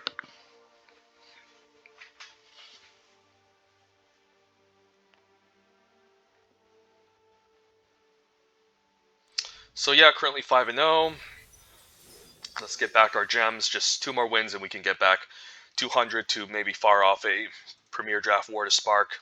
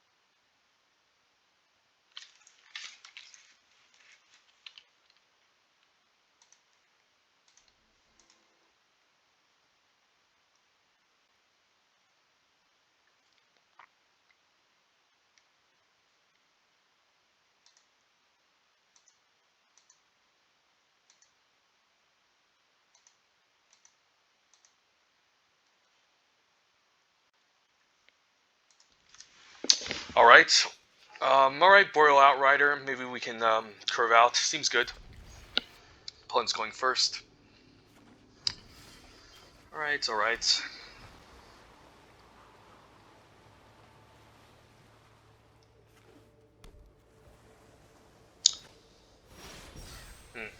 Yeah, let's just get our Snow Mana active. Sure, we don't get to put a counter on the Spirit, but, like, it's still fine. I can also save the Boreal Outrider for later, because, like, would I rather trade the Recluse off? That's the question. I think I don't mind trading it. I can also ramp with the Glittering Frost, and then this can block next turn. And maybe if he swings and tries to boast, I can swing back for 4, which is a lot of damage. Yeah, let's just do that. I don't think I want to trade. It's like, I know this can help him fetch his mana, but if he wants to spend 2 mana to boast and not develop, then that's totally fine, because the Spirit is just going to be better. So I think I'm fine having him swing and hit me.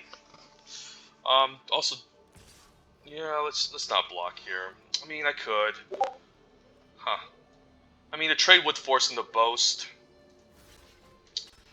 Kind of, so maybe force him to use the boast. And then maybe the Outrider can make some other creature larger later. He could have a Disdainful Stroke too. I'm hoping he just plays a 2-drop. Yeah, if he passes a turn here and he has this Disdainful Stroke, I'm not going to be quite happy. But, like, what am I supposed to do? Not play the Spirit? So I think we just go big or go home. And here comes the counterspell. Yeah, here comes. Yeah. I played into it. I knew it was coming, but I played into it. Don't blame me, guys. At least I can maybe ramp out into the Cinderheart Giant, and hopefully he doesn't have any more counter spells. At least I baited out the counter. Like, it's not great, but at least I baited it out, and hopefully the Giant can maybe take over the game. But he probably has multiple removal spells to answer anyways. Blade Walker, okay. Could have some Giant synergy going on in the deck, but now we can play Island into Glittering Frost.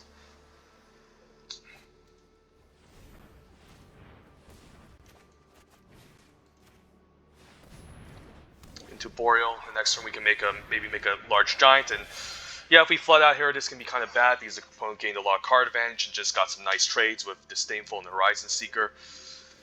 So I kind of felt like he had a counterspell, but I played into it with 2 blue open. So I should maybe played around and just play Boreal Outrider instead. But now he could, I don't mind the fight effect, sure. But I'm hoping this doesn't get countered.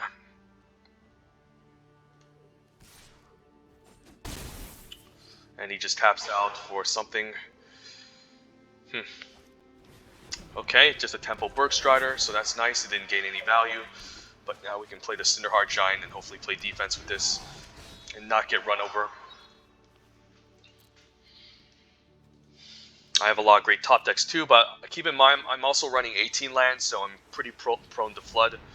And yeah, this is just going to be really bad here, just him attacking me for another 6. It could just be game over next turn. I should have played around a counter spell, but it's just too efficient sometimes, and even a Raven Wings, it could just be good games. Yeah, it's good games. He got me. Alright, so couldn't get 7-0, but I think this deck is still pretty solid. Hopefully I can be smarter and play around a counter spell, because the fact is I just saw the spells resolve so quickly. But I guess it was still early. So yeah, it was a real big mistake not playing around the Disdainful Stroke. And I should have just played like a 3-drop instead. And maybe hopefully he tapped out and I played the Spirit instead. But I basically got tempoed out that entire game. The opponent got really efficient counters and got a really nice trade in with the 3-2 fetching him a land as well.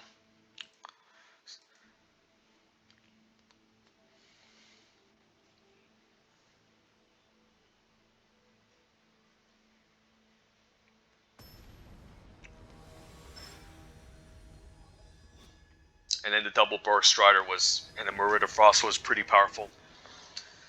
Okay, okay, Avalanche Caller, Sentinels, let's try it. And hopefully we pick up more of those snow lands and expensive curve toppers, but this is pretty reasonable.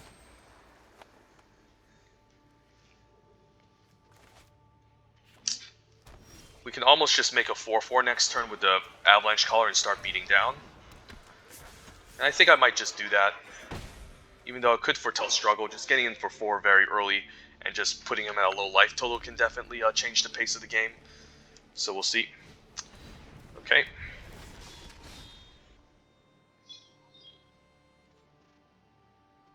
So can't necessarily animate the land and foretell, but if I... So, we do lose out on tempo if we have a better spell to cast, but we don't. So I think I'm liking just... if I play a snow tap land, what happens? I guess I can't give it haste necessarily. It does set up for a better turn, but I think I just want to get in for 4 here. I think that's totally fine. I can also attack with a Jasper Sentinel. I don't think I want to. I mean, I could. I mean, I don't really want to tap my creatures for ramp, so I think I'm just going to get him with all, force a trade here, have him take 5, and then we can still play the tap land and struggle or something, but yeah, 5 is a lot of damage. Because I don't really want to tap any creatures to ramp here, especially if I'm just going to draw a bunch of lands all day. You could Demon Bolt this, and that can be an answer. But he sees the spoil, so we can just maybe run away with just activating the Avalanche Caller and attacking all day. And I think I'm going to do that over playing the Recluse, because just getting in all this early damage is pretty powerful.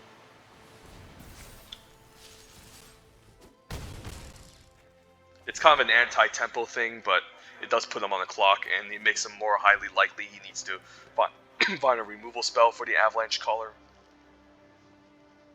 And he can't just keep trying to dig towards the late game. Although he seems like a much more aggressive deck with Pix and Immersturm Raiders.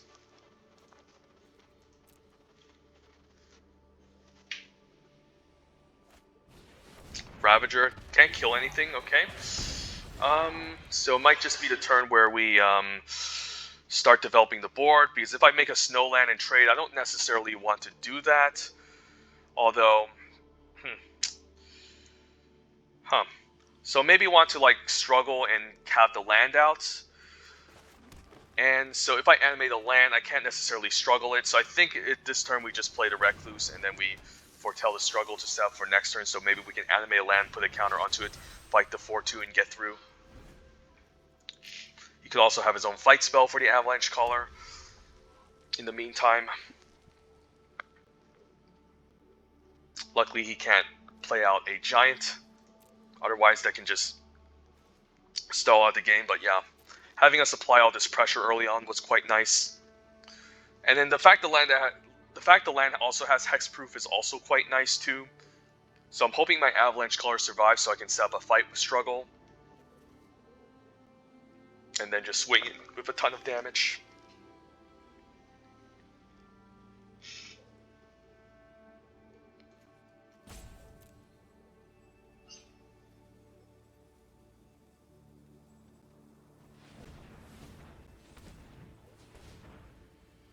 But yeah. Calamity Bear? Alright, that's a card I don't mind just trading the Recluse off for, and I'm fine taking 8 as well. Hopefully he doesn't play a random fight spell here. Because, yeah, now I can't really fight with the struggle, so I'm fine actually casting Arnie Slays the Troll trading here, and then getting my land out, struggling, attacking the 4/2, so, I mean, this is going to attack for 8, but then he's going to be forced to trade. Am I fine with this? He's going to be attacking for 8 and gaining 8. I mean, the struggle for Skemfar on this seems better. I think I'm fine with him gaining 8. I know it's a lot, but I think it's better to do this turn where we can, in fact, just... let's count here. Yeah, we can do everything. So we can Arnie Slays the Troll. Fighting with these two.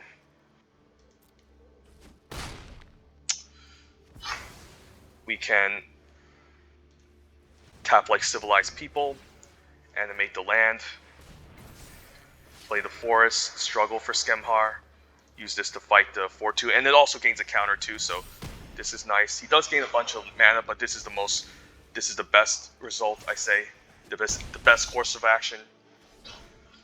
And I can also animate a land and put 2 counters on my upkeep. So we'll see if we want to do that, because the Arnie trigger is going to trigger on my draw step. And that's actually not bad, because the Avalanche Caller can't really attack past it, although now it's kind of bad because he gets to kill my Avalanche Caller. So, alright, he might just steal this game, so, yep. Yeah, it feels bad because I can only play out the Craven Hook, and this is going to become a 6/6. So yeah, that was a nice turn where he Rune of Sustenance and Calamity Bearer, so, yep. We might not get our 6 or 7 wins here. So we do need to get out our whatchamacallit, our 6 drops, maybe a Lintworm. But I'm not blocking the 6, I'll just gain 4. Hopefully find a Lintworm to maybe do some trading. There's lots of outs. And the opponent has his own path, but no multiple mana. But it might just be a way to help him splash for another color. Multiple outs, but yeah. Guess we're forced to take 6. I can't even block, so yeah, it's just good games. Alright. We had a pretty interesting start, but opponent had all the answers. And we're also playing 18 lands, but this is the risk we have to take. So sadly, currently 5-2, we're getting swept. So the difficulty bar has been raised. But I'm hoping I can get maybe 1 more to make back most of my gems. So we'll see.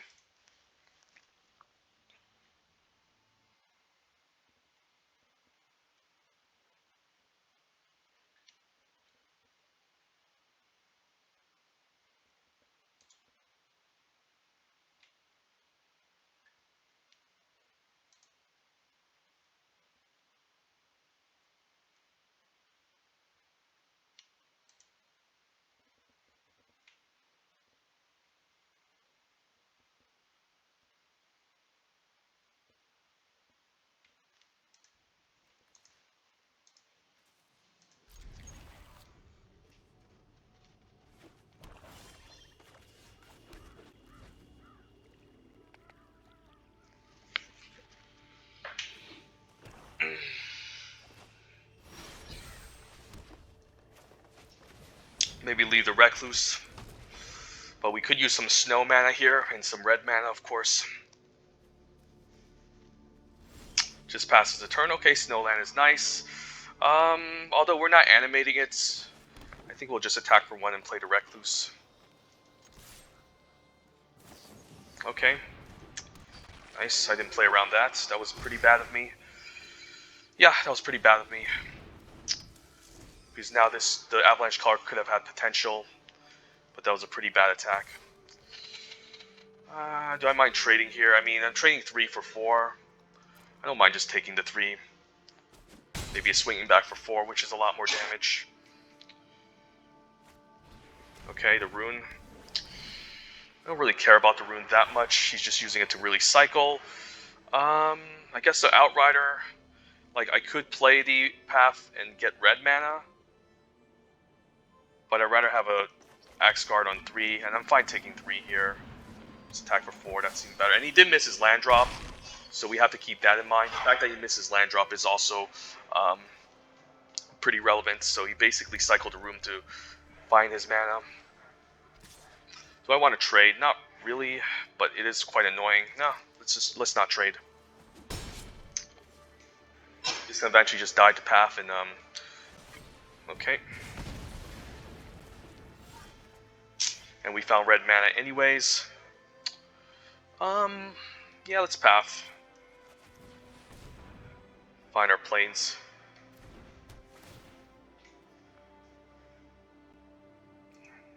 And I don't even know if I want to trade off to Cavalry. Like, sure, it's a good, reasonable trade, but the path can just take out the 3-2 eventually, and it's a pretty good target. And we're kind of outracing him. We're dealing 4, but he's only dealing 3 to us in the meantime. So I think we just say go. Eventually just take this out with a path. He might be forced to stay on defense as well. Yeah, he's forced to. He's playing defense here. I could just trade here, or I can just make a large creature. Yeah, I guess I can also make. I mean, actually, he has Death Touch, so it's pretty annoying. Maybe the right play is to take out the Inferno Pet now, trade the Axgar Cavalry for it. I think I'm okay with that exchange. It's not amazing, but it's fine. I could also kill the Death Toucher and just attack for 4. In hopes that he doesn't double spell. I think this is fine because like we can use Path to take out the 3/2 next turn and attack for 6. So I'd rather just have this exchange. And now I'm not going to block the 3/2, and now Path can take it out. We can gain value, and then we can attack for 6, which is even better. If he wants to do that, that's fine. And then we can Cruel Ultimatum him here next turn. And if you want to tap out for a land, it's not what you really want to do. Yeah, we should be able to activate the Path and completely destroy him here. Cast our Cruel Ultimatum. And we can also keep up a Snakeskin Veil, so yep. At least we didn't get completely swept. And I think we have this game locked. It should be pretty hard for the opponent to race me here.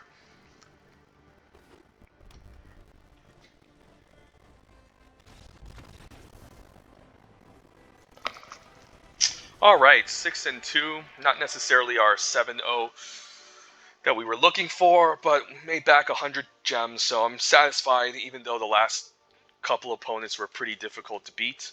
But let's get our 7-2 with this okay average. I mean, it's not average, but fun multicolor shenanigans deck. An extra 100 gems would also be pretty awesome.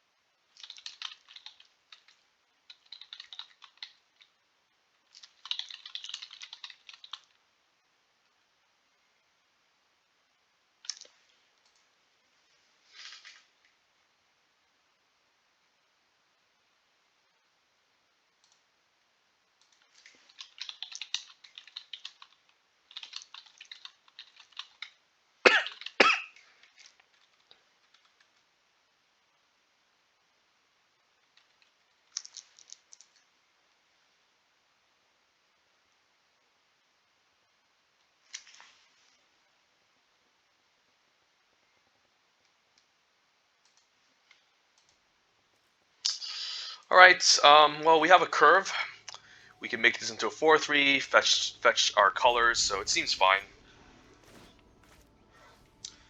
And hopefully we can get the 7 with this fine, okay-ish multicolor deck. I could definitely draft it better, though. I think I should have just stuck with blue, red, blue-green, I think. But hard pivot into red, because blue was cut off a bit. But I think I could have a maybe stronger blue-green snow deck with maybe double Avalanche Caller, Frost Augur, and even more stuff.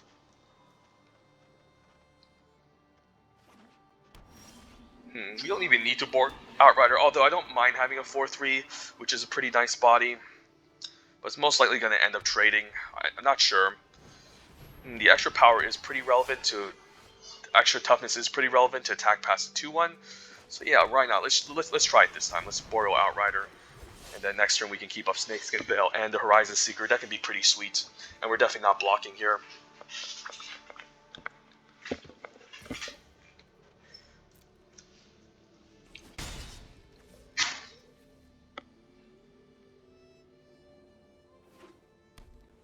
And if he foretells Iron Verdict, what a good card. I actually don't mind trading for this, but let's play the Horizon Seeker first, of course.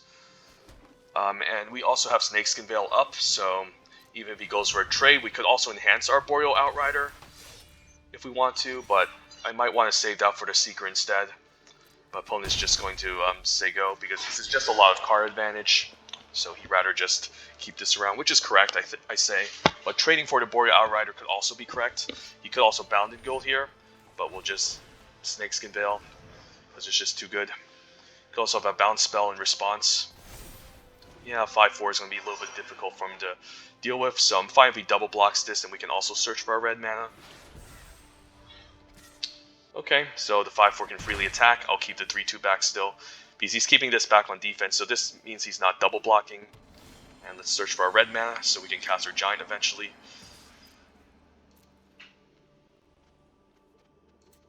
Yeah. Although I don't mind searching for the planes, we do have a Giant that's coming up soon, so this is very important. Could also have like another removal spell foretold here. I'm hoping I can just survive and get there. Augury Raven seems fine, but he is getting card advantage from Vega, which is pretty scary. He might try to double block the Horizon Seeker, which I'm totally fine with as well. And if he wants to depart, he doesn't gain any value, but it does offset me off tempo. Now, Toralf is pretty interesting. I could just cast Toralf on curve, and that's actually not that bad of an idea. So I don't even need to boast. I mean, I would definitely boast to gain value, but yeah, I think we attack with the Horizon Seeker here, and we'll see if he blocks. Okay, no blocks.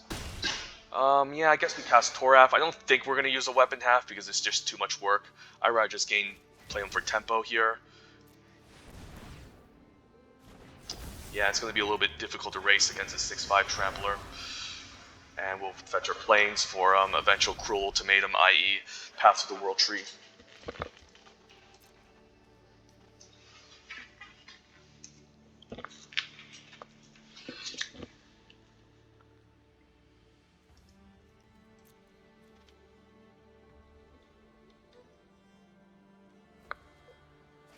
Probably has some bounce spells coming in. He gets a Foretell and Draw. I guess we're attacking. Lindworm is nice. I think I'm fine attacking with the Boreal Outrider now, although I would like to upgrade my Cinderheart Giant. Which is better to get? Which is better? My question is, which one is better to play into a counter spell or give a counter? I think we might need a life gain to stabilize, so maybe we just want a Cinderheart Giant first before attacking with the Boreal Outrider. So let's try that. Because if we kill our Outrider, we just don't get a counter, so this is better. And we should be able to close out since the opponent doesn't have a lot of toughness to block. And if he wants a chump, that's fine. But yeah, an 8/7 Trampler is not something you want to see and face against in a blue-white Flyers deck. So yeah, this is probably just 7 wins here. So our Pack 3 Pick 1 sealed our deck. Although it's not game over yet, never mind. He was just chumping here, which isn't great. And he also didn't even cast a Foretell spell to draw a card, so it's going to be pretty hard for him to stabilize at 3 life. So yeah, we got him. Alright, sweet. Not a bad 7-2 quick draft video. I think I'm going to fire off another Kaldheim before we do a Premier Ward Spark, just to get the 5k gold out of the way, but also to also maybe finish a Kaldheim draft for now before we move on to next step, because I might draft Ward or Spark in multiples instead of alternating between both. So yeah, let's add this to our deck. And quick overview. Went 7-2. I think this is a good deck, definitely. But we almost got swept by 2 other excellent decks. One of them was a blue-green snow tech that managed to out-tempo us, and that got some really excellent exchanges against some of our heavy creatures. So Disdainful Stroke goes up in value in this deck, given how green decks like to ramp and play all these expensive cards. I think the other deck, I forgot what it was. It was another red-green deck that we managed to get down to 9 life with activations for Avalanche Caller, but he still managed to play out Calamity Bear with the Rune of Sustenance and gaining an extraordinary amount of life, and we couldn't get any good exchanges with our fight spells. So there's something to be said about fight spells. Usually you want to have large creatures to fight with, high toughness creatures with a reasonable amount of power to fight with, since they aren't going to be best in a deck with lower toughness creatures, but still I think having the fight spell is fine with some of our curve toppers. But anyways, do a quick overview of this deck. Is a nice multicolor. It's mostly Temur based, of course, but we're basically throwing in extra planes and extra planes and some fixing to enable Path to the World Tree, which is another 7-drop, and we're also running 18 lands to basically get to our late game cards, which I think is correct. So yeah, Snakeskin Veil is a nice. I like this card. It's definitely a sleeper. A lot of players say this is more of a sidebar card, but 1 mana is really efficient. It's almost like a 1 mana counter spell in green, and as you saw in the last game, we managed to use this pretty efficiently to protect our 5/4, which would have been bounded, and then just not having the protection up could have maybe changed the result of the game, where the opponent could have actually just killed us with flyers. So yeah, Snakeskin Veil is a nice counter spell, protection spell. We have a Blizzard Brawl as interaction, a 1 mana Jaspera Sentinel as ramp, and maybe defense against early flyers and fixing. Glimpse as a nice value engine, and we have a couple of giants and shapeshifters, and we managed to cast this twice in some games and it was quite awesome. So yeah, Glimpse, you can even play this in outside of a blue-red Giants deck. Axstar Cavalry is nice with some of these heavy hitters giving haste, so I like having 1 copy. Mass Vandal is a nice utility creature and can enable Glimpse the Cosmos. Path is always excellent, giving us our fixing and also acting as a cruel ultimatum on turn 7. If we can get all the snowmans. Arnie's a good removal spell, but probably slightly weaker in this deck, given that we have some low toughness creatures in the early game, but pretty solid once we can get to turn 4 and play our higher toughness creatures. But it's definitely a card maybe I should have taken the Sorrel's Packmate over, but still quite an excellent removal spell. And Saga, and this is kind of like in between, it's a removal and a card draw spell. Broken Wings, much more of a sideboard card, but again, pretty versatile in this set, given that not only does it handles flyers, but also pretty problematic, powerful artifacts, enchantments like opposing Path to the World Trees and Arnie Slays the Troll.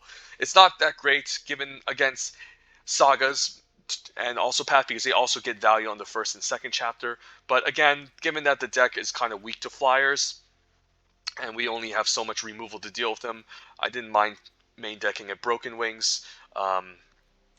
So this is a nice card I wouldn't mind main decking. Some fixing and ramp with Glittering Frost, and then some other early creatures. And then most of our powerful cards are the late game heavy hitters, like obviously the Ravenous Sintworm and the Cinderheart Giant, as well as the Path to the World Tree activation on 7. The Spirit of Outer Guard can get out of hand. Toralf as a fine mana sink. Although we never got to actually use the weapon half, we were better off playing the creature half on the final game. It's still like a 6 mana removal spell that you can keep using over and over, since it's 1 generic 1 red to cast, 1 generic 1 red to equip, 1 generic 1 red to unattach. But it does require a lot of work, but definitely very powerful, but better off in an aggressive deck, and still great to play on curve. And then we also have Avalanche Caller as a mana sink in the late game. So yeah, not a bad deck.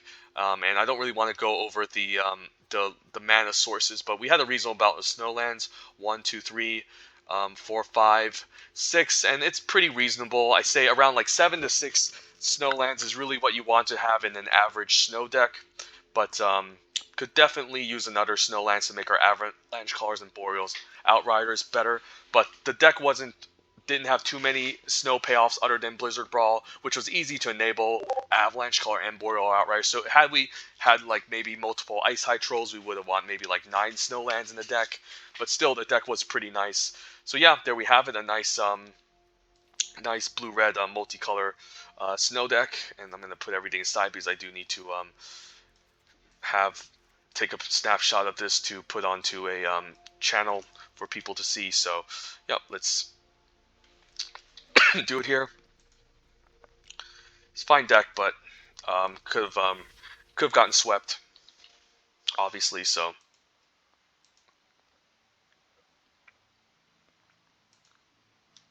let's take a snapshot of this as well. Even though it's I'm at a lower ranking now, and it's not that important. It's still fun to take these snapshots and put them as my thumbnail for some of my videos. So let's claim our prize. And let's open up some packs. And I'm probably gonna do another Kaldheim video after this, and then finally do War to Spark. But it's nice hitting 7, even though we still don't have 15k. Pack 1, pick 1, Dragonkin Berserker is a bomb. Especially, it's great in any red deck, but it's going to mostly perform in a red aggressive deck, since a 2/2 first striker can be pretty nice with combat tricks and removal spells. And yeah, if you boast once, you're most likely going to have a huge advantage at winning the game, but if you're able to post twice, you're basically just going to win. So yeah, Dragonkin Berserkers is a powerful bomb. Other great cards in this pack, Finn and Bound and Gold are kind of close as well. Probably lean towards Finn because I think green and red are the best colors in this set, and just being able to be in the green multicolor snow decks is a lot better than being in a white aggressive deck. But there's an argument for both, but I still prefer Finn and green over white. Scumfire Avenger, it's a good card, but black is not a great deck. However, black-red is a very good deck, and if you somehow just got past all the black-green rares and uncommons, the black-green elf deck is also pretty good and versatile. But yeah, it's also considered not a very good archetype unless you can get all their powerful rares and uncommons. But this can be a decent place to start. I would probably take Behold the Multiverse, Demon Bolt, or even obviously Pac-Mate over this. But if you do end up needing to picking Scumfire Avenger as the best card in your pack 1, pick 1. It's definitely good in the black-red Berserkers deck, and yeah, black-red is kind of like the best two-color pair that black wants to be in this set, outside of a black Snow Splash. But yeah, I would probably obviously take the Scumfire Avenger as the best card in this pack, and draft some sort of black-red Berserkers deck, or maybe black-green if it's really open. But Crush a Week is also pretty strong too, but definitely better in blue-red Giants, where you have a lot of high toughness that can survive this. But this is a pretty powerful sweeper, and definitely makes aggressive decks, and definitely can just steal games against aggressive decks. So yeah, this card is pretty good in the blue-red Giants deck.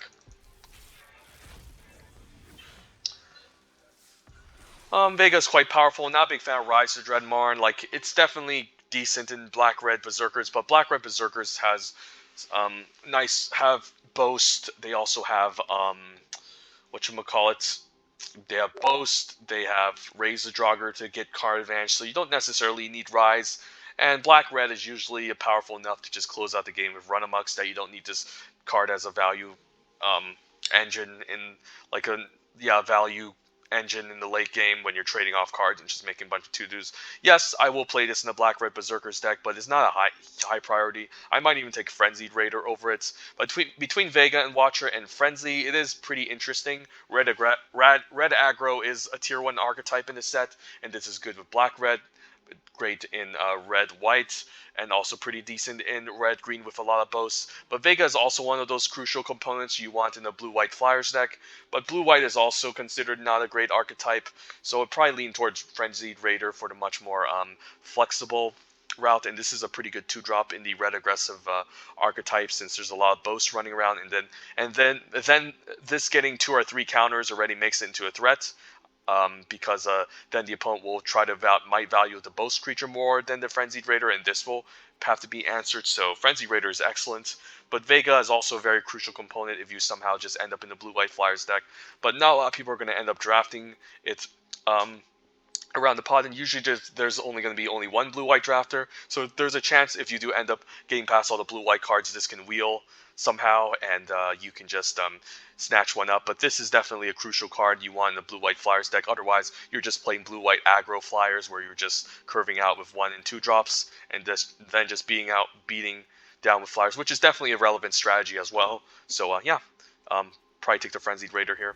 All right, so not the best draft. I had to transition, make a hard switch into green-red in the last pack, and I'm not sure if it was the right call because we never even got to cast the Toralf half. We weren't past any Demon Bolts, and we were also not past any Frostbites. However, we did get some nice giants at the top end, and we did play a nice 18 land deck.